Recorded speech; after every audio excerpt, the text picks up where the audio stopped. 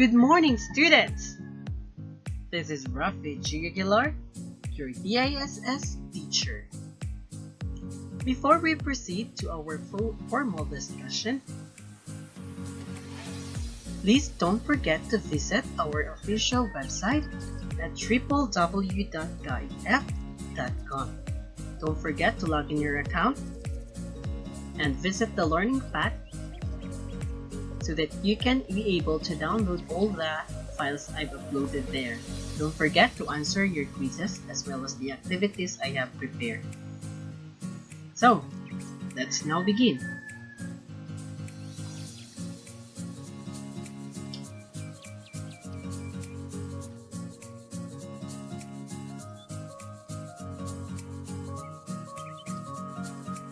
Our topic for this morning is all about major social science theories. So what are the major social science theories? We'll find out later. But before that, of course, I'll let you introduce to you our objectives, our learning goals for this morning.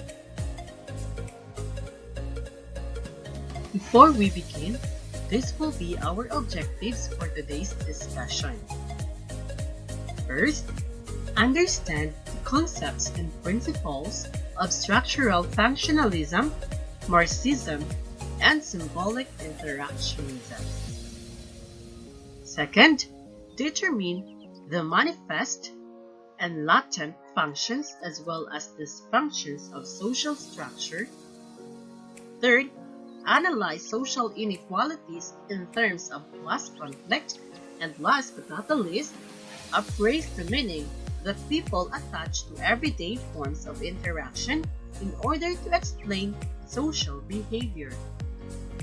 So this will be our objectives for today's discussion.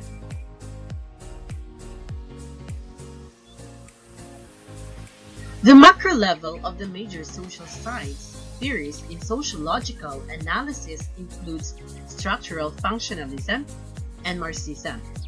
These two approaches concerned with the broad aspects of society, such as institutions and large social groups that influence the social world.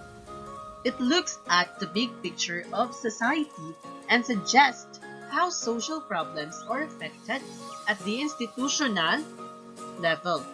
On the other hand, the symbolic interactionism is a micro level of sociological analysis concerned with the social psychological dynamics of individuals interacting in small groups.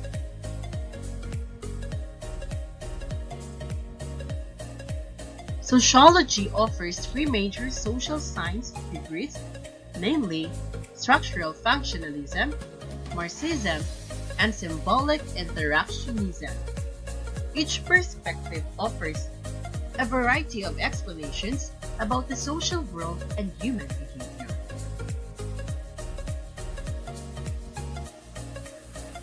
Structural functionalism. The structural functionalism depends to a great extent on the works of Herbert Spencer, 1820 to 1903, Emile Durkheim, 1858 to 1917, Talcott Parson, 1902 to 1979, and Robert Merton, 1910 to 2003. Structural functionalism sees society as an arrangement of interconnected parts that are in congruency to keep up a condition of parity and social equilibrium.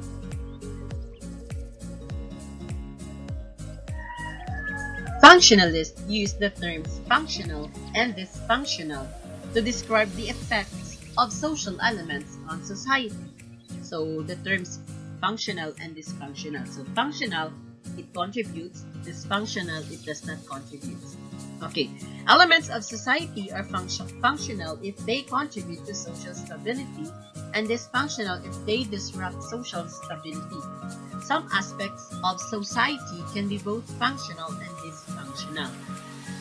For example, crime is dysfunctional because it is associated with physical violence, loss of property, and fear. But according to Durkheim and other functionalists, crime is also functional for society because it leads to heightened awareness of shared moral bonds and increased social cohesion.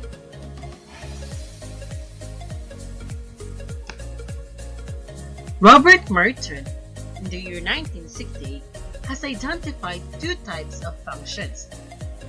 First, manifest function, and second, latent function. The manifest functions are consequences that are intended and commonly recognized. An example of manifest function in education is to transmit knowledge and skills to the youth in society, while latent functions are consequences that are unintended and often hidden. An example of latent function in education is the socialization with peers and adults and conformity to the norms. So that's according to Robert Merton. There are two functions, manifest function and latent function. Manifest functions in education is to transmit knowledge and skills to the youth, while the latent function is a hidden, unhidden or unintended. Example of latent is the socialization with peers and adults and conformity to the norms. So that's according to Robert Merton. There are two types of function, the manifest function and the latent functions.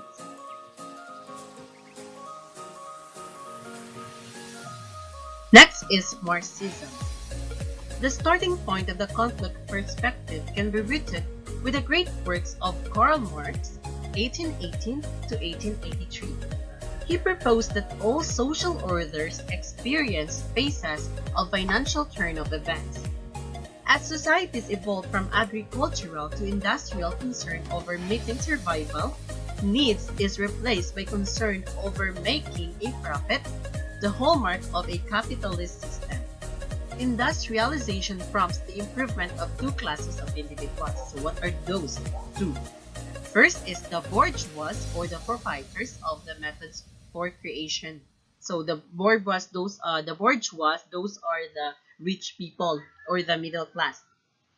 Or second is the proletariat or laborers who triumph for compensation. So proletariat are the working class, the laborers. So that is Marxism, according to from the great works of Karl Marx.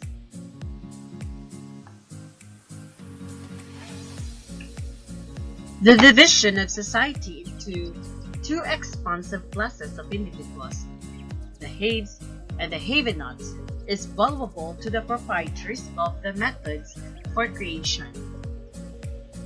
So what are those proprietors? So those are the owners, business or a land or etc.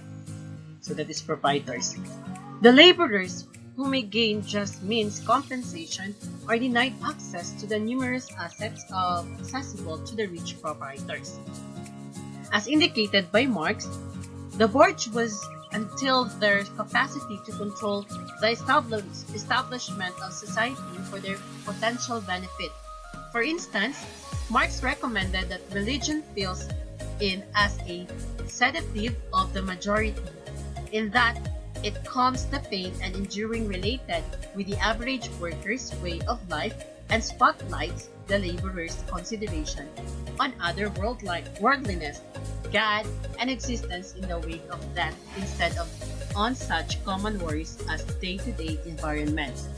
Basically, religion redirects the laborers with a goal that they focus on being compensated in paradise for carrying on with an ethical life instead of on scrutinizing their misuse. The conflict perspective sees society as made out of various gatherings and enthusiasm seeking force and assets. The conflict's perspective clarifies different parts of our social world by seeing which gatherings have force and advantage from a specific social game plan. Max Weber, 1864 to 1920, added that there were also inequalities of social structure and political power that caused struggle. He noted that various groups were treated differently based on race, educational, and gender. Relative to this is the normative feminist view society as a male-centric culture, a various-leveled arrangement of association constrained by men. In spite of the fact that there are numerous assortments of women's activist hypotheses, most would hold that feminism demands that existing economic, political, and social structures be changed. That's according to Ware and Faulkner, 2004, page 12. So, social structures.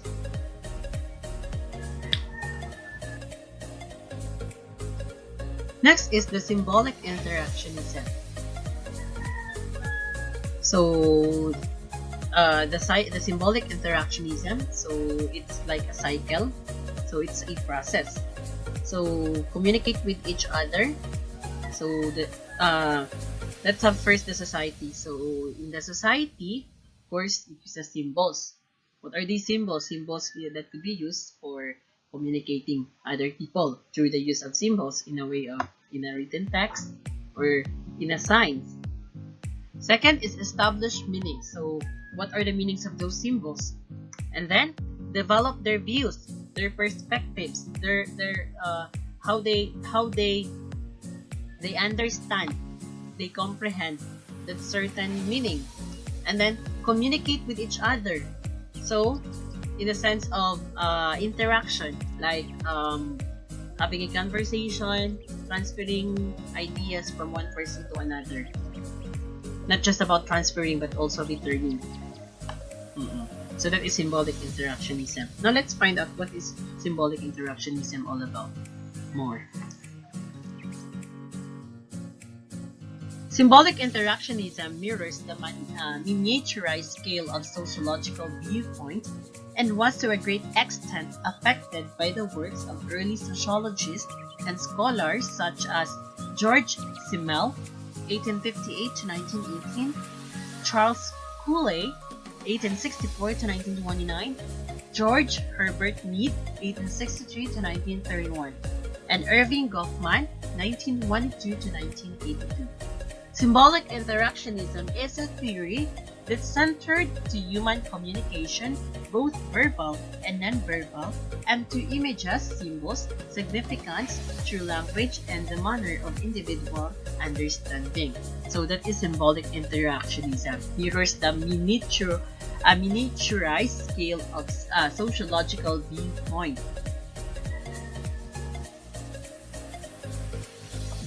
The symbolic interactionism focuses on the study of human interaction in which people make sense of their social world through exchange of language and symbols. The established meanings come from human interactions with others and the society. These definitions develop their views in life and use it to communicate with each other. Communicating with one another makes society goes on and continues.